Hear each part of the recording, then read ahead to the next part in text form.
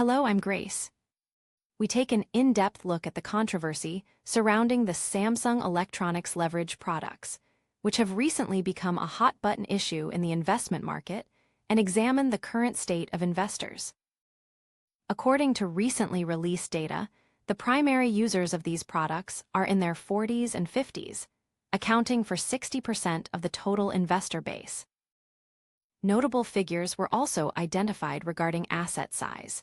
The average assets under management for male investors in their 70s and older reach approximately 260 million Korean won, roughly 185,000 USD.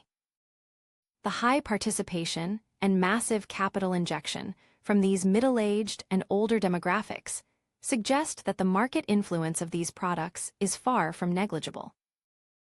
However, voices in the political sphere have recently emerged criticizing the KOSPI, Korea Composite Stock Price Index, market for turning into something akin to a gambling den, calling for the delisting of these products.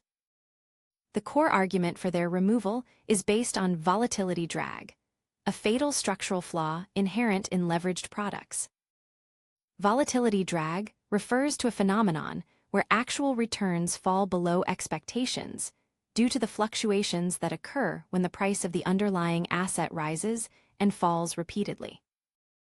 As reported, the structure is such that even if Samsung Electronics stock price rises by 6%, the actual profit an investor holds might be as low as 1%.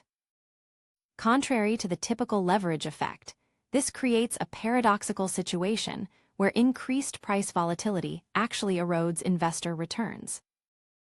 This phenomenon, where returns are significantly lower than the upward movement of the underlying asset, tends to intensify as volatility increases. Ultimately, as market volatility expands, leveraged products are highly likely to become a trap for losses rather than a tool for profit. While critics argue that these products undermine market integrity due to such structural risks, an actual removal from the market seems unlikely.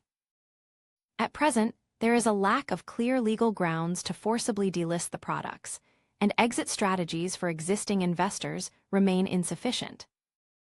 Ultimately, rather than institutional regulation, priority must be placed on investors accurately recognizing the product's mechanics and the risk of loss caused by volatility. Behind the sweet temptation of high returns lies the lurking danger that assets can melt away, regardless of the actual movement of the underlying asset. I'm Grace, thanks for watching.